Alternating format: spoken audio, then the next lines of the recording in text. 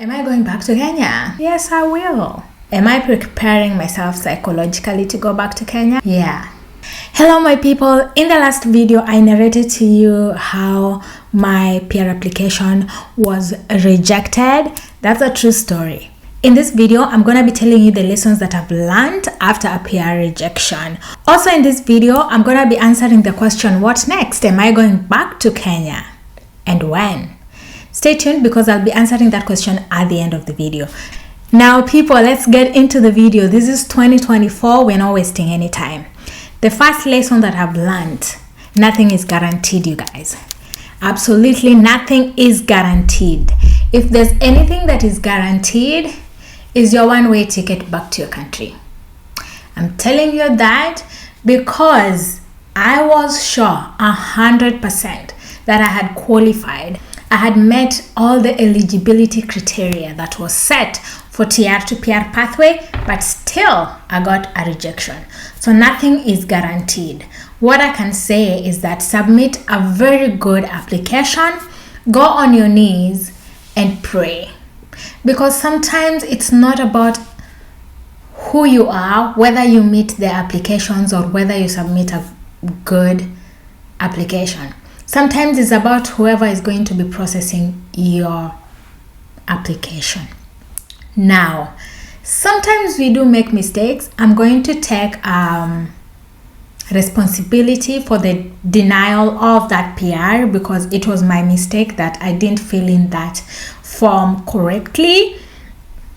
But I know people who also had some errors here and there in the same form, but they still got their PR. I also know people who made mistakes on their form when they were filling their form and they got a denial just like me. So again, it depends on the immigration officer. There are immigration officers who will ask you to refill the form and resubmit. There are those who are like, oh Lord, this was incomplete, it's a denial, full stop. So nothing is guaranteed, you people. Just submit a good application and pray. Okay? Lesson number 2, always apply on time. If whatever you're applying for has a deadline, whether a visa, a PR, or a work permit, make sure you apply on time. Do not wait until the deadline or towards the end of the deadline. Procrastinators like myself, I procrastinated. I met the eligibility criteria way before the deadline, the expiry of that public policy.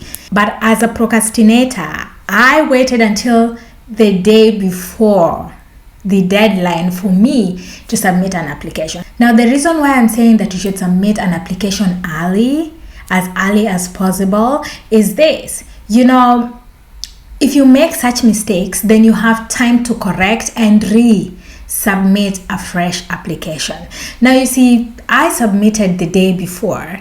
I only realized that I made a mistake like 2-3 months later when I logged into my profile and there was a form that was missing some information. If I had submitted an application way before the deadline, I would have had time to make those corrections and submit in time, and I was still within the period that was allocated for that program. Okay, so if it has a deadline or if it doesn't have a deadline, try as much as possible to submit your application as soon as you become eligible. The reason why also you need to submit your application as soon as you become eligible is this. I'm assuming you're coming to Canada or you're in Canada on a certain type of visa or permit, and you are actually, you want to change your visa or become a permanent resident or become a citizen. Okay, so the reason why I'm saying that you should submit an application as soon as you become eligible for whatever you're looking for is this. You know, these visas, these permits that we have or that we are given, they expire. They have an expiry date. So if we wait a year or 2 years, into the visa, then we will be left with limited time before we can submit another application or a change of application. Now, this is in exception to those visas or permits that require you to only submit an application within maybe 3 months of expiry of your current visa or permit that you have. If you came here as a student and you have graduated, there are programs like provincial nominee programs that you could take advantage of. As a graduate now working in whatever province you are, you could apply for nomination by a province and you become eligible. There are so many pathways that people can take advantage of to become permanent residents. So as soon as you qualify, then make sure you submit an application for PR. That way you will have time on your work permit that in the event it's denied, in the event your PR is denied, you have time to correct the reason for the denial. I submitted my application way before I even graduated. So by the time my PR was denied, I still had 2.5 years to figure out my next move. Either work 24 hours a day, save, so that when I go back to my country, at least I have something, I can start from somewhere. You know, you don't just want to go back to your country and, you know, you don't have nothing in your bank, you don't know where to start, you're disoriented. This is how people get depressed, okay? And then there's also expectations from people back home. You came back from Canada with nothing. You're just relying on us now. You know, I personally don't like relying on people. So that was my consolation, that I'm going to work,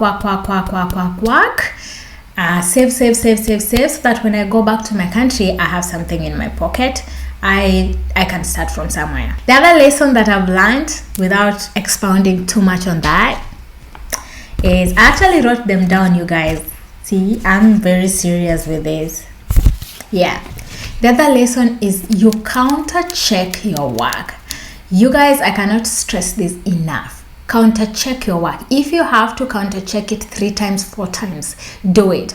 It doesn't have to have a second, a third eye looking at it. Find a friend of a friend, find a neighbor, find a stranger, a boyfriend, whoever, to check that application before you submit, especially the forms that you're supposed to fill in. Make sure somebody counter checks. You know, sometimes we might miss a thing or two, and when a second person, a third person looks at it, then they might see something that we might have missed, and with that, then you will be able to correct it before submitting.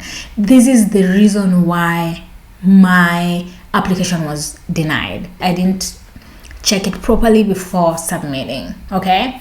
And if you have extra money, please, by all means, pay an immigration lawyer to do it on your behalf, because these people, that is their full-time job. Like from 8 to 4 p.m., that's what they do. So they will make sure that everything is in order, every form is filled in to the detail, okay? But if you don't have the extra money to pay an immigration lawyer, you can always use the eyes of a friend, okay? Thank me later. You need to be talking to people who have done this, okay? Whatever visa you're looking for, whether a visitor's visa, student permit, work permit, or a PR, talk to people, you know, people who have experienced this, who have gone through this process. They have 1 or 2 things that could be beneficial to you. You see, in this journey of immigration, there's no one right answer. Whatever works for one person might not work for another person. And whatever works for like 2 people together might work for you. So open your ears and always listen to people's stories and ideas and suggestions and, you know, 50 cents, okay? I am a member of this group on Facebook. It's called Wanderlusts, I think. And I have seen a lot of people asking for tips on how to get the American visitor's visa. And usually when I post my own experience, there are people who are like, oh, it's only luck, you know. So like there are some people who are not open to different ideas. You know, you cannot just believe that it's totally on luck. Luck is part of it. You need to do your due diligence. You see, if you hear all these stories from different people, then at least you have an idea of how you're going to create a good quality application that have got chances. You know, create chances for your application so that the luck is only a small percentage of it. It's luck, it's God's grace, and most importantly, it's a quality submission. This is the time to answer the question, what's next? Am I going back to Kenya? When? Okay, am I ready mentally? Okay, before I answer that question, please take the time to subscribe, share, and leave me a sweet comment in the comment box. I would really appreciate. Thank you guys. So yeah, am I going back to Kenya? Let's start with that. You see, Kenya is my country. I was born. I am a Kenyan by birth. I love Kenya. I love Kenya a lot. Okay, and the fact that I moved to Canada does not change the fact that I am Kenyan and I love Kenya. And so when it comes to a point where I am supposed to go back to Kenya, yes, I will go back to Kenya. Okay, however, I want to make sure I try all the options available for me to become a permanent resident here in Canada before I decide to go back to Kenya. And at this point, it's not even my decision. If IRCC decides not to give me a PR, it will not be my decision. It will almost be like I have to go back to Kenya. Right now, I do not know. Stay tuned. If anything changes, I will always let you know, guys. You know, I am transparent with you guys. Am I preparing myself psychologically to go back to Kenya? I mean, yeah. I'm getting ready. I'm preparing myself for anything. And that's the other thing. You need to be ready for anything. Just because nothing is guaranteed, you have to be ready for anything. Like literally anything. So it's been a year now, 1 month, I think. 1 year, 1 month since my PR was rejected.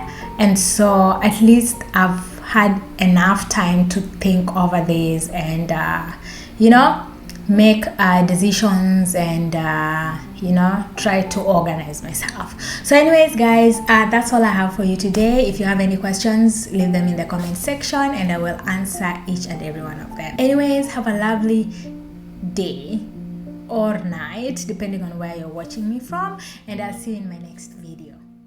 Bye bye.